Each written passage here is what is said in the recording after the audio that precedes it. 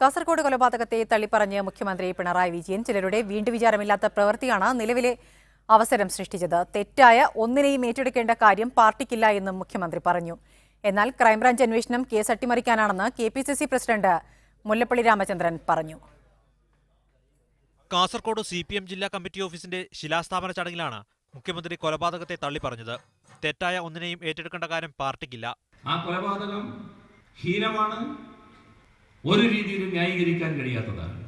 അതുകൊണ്ട് തന്നെയാണ് തെറ്റായ ഒന്നിനെയും ഏറ്റെടുക്കേണ്ട കാര്യം പാർട്ടിക്കില്ല. അതുകൊണ്ടാണ് CPIM-ന്റെ സംസ്ഥാന സെക്രട്ടറി സഖാവ് കോടിയേരി ബാലകൃഷ്ണൻ ഈ സംഭവം നടന്ന ഉടനെ തന്നെ അതിനെ തള്ളിപ്പറഞ്ഞത്. CPIM-ന്റേതായ ഒരു പരിരക്ഷയും ഉണ്ടാകില്ല. ഇതിനിടെ പെരിയ ഇരട്ടക്കൊലപാതകത്തിൽ ഇന്നലെ അറസ്റ്റിലായ പ്രതികളിൽ രണ്ടുപേരുമായി പോലീസ് തെളിവെടുപ്പ് നടത്തി. അനിൽകുമാർ, ജിജിൻ എന്നിവരുമായാണ് പോലീസ് തെളിവെടുപ്പ് നടത്തിയത്. ഇന്ന് കോടതിയിൽ ഹാജരാക്കുന്ന 5 പേരെയും കസ്റ്റഡിയിൽ വാങ്ങി ക്രൈംബ്രാഞ്ചിന് കൈമാറും. ഇന്ന് തന്നെ കേസ് ക്രൈംബ്രാഞ്ച് ഏറ്റെടുക്കും. എന്നാൽ ക്രൈംബ്രാഞ്ച് അന്വേഷണം കേസ് അട്ടിമറിക്കാനാണെന്ന് KPCC പ്രസിഡന്റ് ആരോപിച്ചു. ബഹുമാനപ്പെട്ട കേരള മുഖ്യമന്ത്രിയും ബഹുമാനപ്പെട്ട പാർട്ടി സെക്രട്ടറി ശ്രീമാൻ കോടിയേരി ബാലകൃഷ്ണൻ തമ്മിൽ നടന്ന രഹസ്യ ചർച്ചയുടെ വെളിച്ചത്തിലാണ് ഈ കേസ് അട്ടിമറിക്കാനുള്ള ആദ്യ ശ്രമം നടന്നത് എന്ന് ഞങ്ങൾ ബലമായി സംശയിക്കുമ്പോൾ ഞങ്ങൾ വിശ്വസിക്കുന്നു. കോട്ടയം ബ്യൂറോക്കൊപ്പം ഷബീർ ഉമർ, മീഡിയ 1 കാസർഗോഡ്.